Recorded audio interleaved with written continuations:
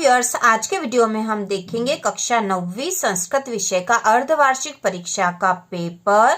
तो शुरू करते हैं। प्रश्न नंबर पहला है उचित विकल्पम चित्वा लिखत।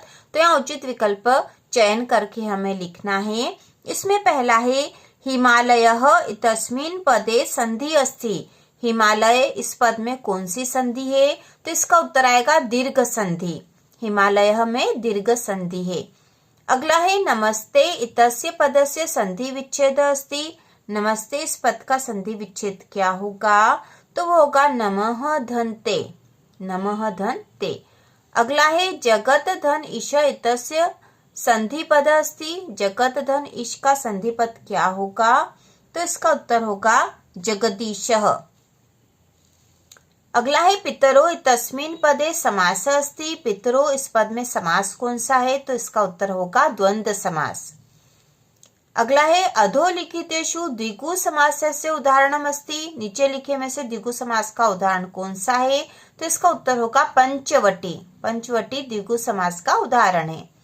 इसके बाद है अधोलिखितेषु तत्पुरुष समासः न अस्ति। इसमें से तत्पुरुष समास कौन सा नहीं है? न अस्ति लिखा मतलब जो नहीं वह बताना है। तो यहाँ महापुरुष जो है तत्पुरुष समास नहीं है, बल्कि कर्मधारय समास का उदाहरण है। इसके अलावा जो बाकी तीन है वो तत्पुरुष समास है, जिसमें बाणहतः, दीन दानम और राजपुरुष तत्पुरुष समास का उदाहरण है।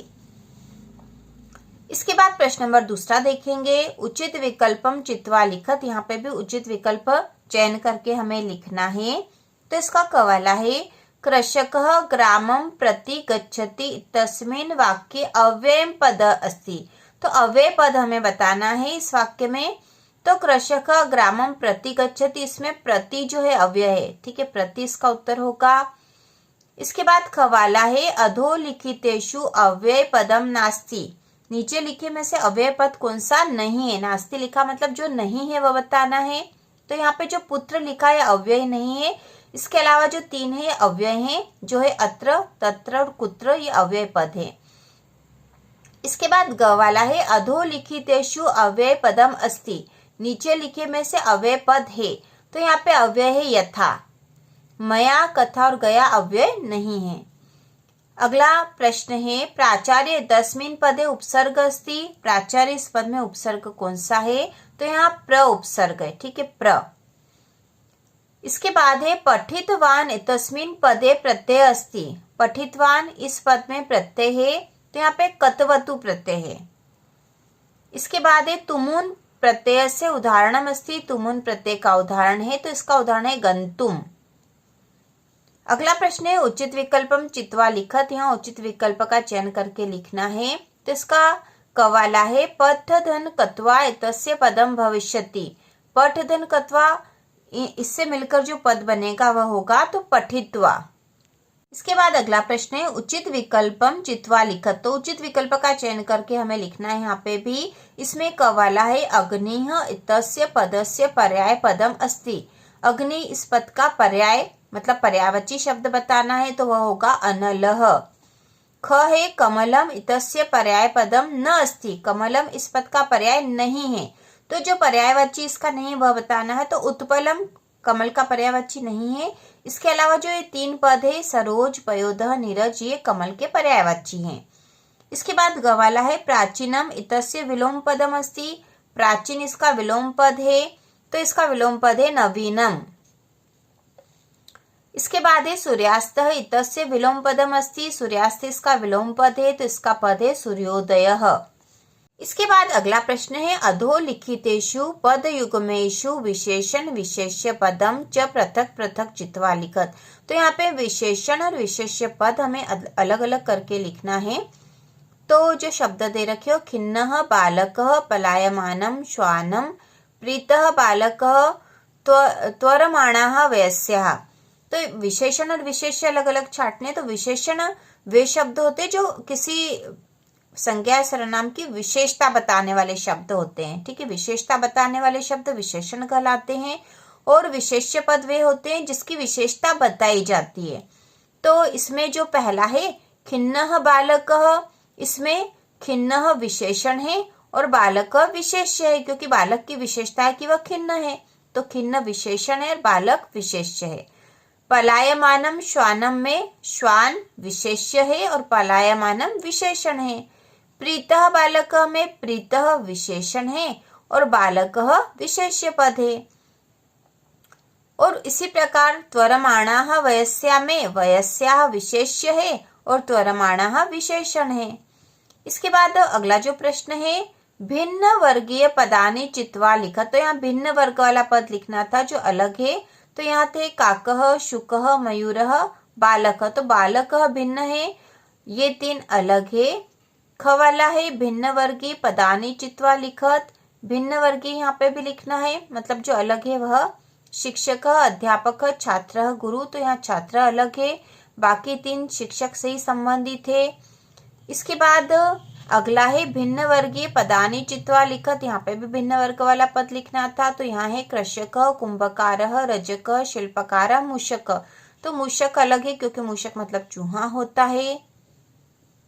इसके बाद अगला प्रश्न है, रेखांकित पदानि अधिकृत्य प्रश्न निर्माणम कुरुत। तो यहाँ पे रेखांकित पद से हमें प्रश्न का निर्माण करना था, बहुत ही आसान है।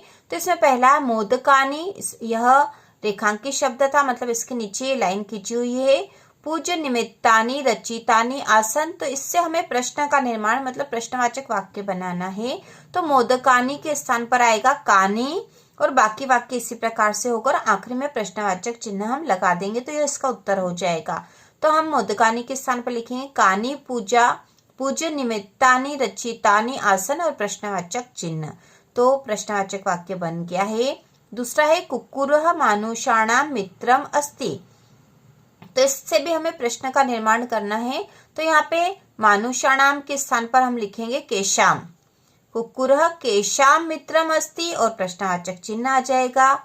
पूर्ण विराम नहीं लगा के प्रश्नवाचक चिन्ह लगेगा। और ग्रामे निर्धनास्त्री अवसत, इसमें हम निर्धनास्त्री जो है रेखांकित शब्द, इसके स्थान पर लिखेंगे कीदृशी। ग्रामे कीदृशी अवसत और प्रश्नवाचक चिन्ह। तो इस प्रकार से यह प्रश्न हल हो जाएगा। इसके बाद अगला प्रश्न है, अधोलिखितेषु प्रश्नेषु त्रयाणां प्रश्नानां उत्तराणि संस्कृत भाषायां एक पद्यम लिखत। तो एक पद में उत्तर लिखना था इसका। इसमें पहला सरसः रसालः कदा लसन्ति। तो इसका उत्तर होगा वसन्ते। दूसरा है प्रासादः कीदृश वर्तते। तो इसका उत्तर होगा स्वर्णमयः। तीसरा है जीमूत वाहनः कस्य पुत्र अस्ति। तो इसका उत्तर है जीमूत केतोः। चौथा है वृक्षा स्वयं कानि न खादन्ति। तो इसका उत्तर है फलानि। कः तंत्रालु भवति। तो इसका उत्तर आ जाएगा बालः। इसके बाद अगला प्रश्न है, वह है रिक्त स्थान। तो यहाँ शब्द दे रखे हैं जिसे हमें रिक्त स्थान में भरना है। तो इसमें पहला अस्ति हिमवान नाम सर्व रत्न भूमि नगेंद्र। तो यहाँ हिमवान आएगा रिक्त स्थान में। दूसरा है मल्लिका तु धर्म यात्राए गता। तीसरे में तस्मिन्नेव ग्रामे एका अपरा लुब्धा वृद्धा न्यवसत। चौथा है तदंतरम सा लोभ पर्यत्यजत। और पांचवा है वहति मंद मंदम समीरे समीरे। तो इस प्रकार से रिक्त स्थान में शब्द भरे जाएंगे। तो इसके बाद हम जोड़ी भी देख लेंगे। तो जोड़ी है सरस्वती की जोड़ी बनेगी वाणी से। दानवीरः जीमूत वाहनः अनश्वर परोपकार आस्वाद्यतोया नद्यः कुलक्रमागतः कल्पतरु और दिनस्य पूर्वार्ध भिन्ना कलानाम मैत्री। तो इस प्रकार से हमने कक्षा 9वीं संस्कृत के अर्धवार्षिक परीक्षा के महत्वपूर्ण प्रश्न देख लिए हैं। यह एक मॉडल पेपर था और इसी तरह का पेपर एग्जाम में आपके आने वाला है। इसके अलावा जो प्रश्न आएंगे उसकी भी हम तैयारी करेंगे। तो इसी प्रकार के और वीडियो देखने के लिए, कक्षा 9वीं की संपूर्ण तैयारी के लिए चैनल को सब्सक्राइब कीजिए।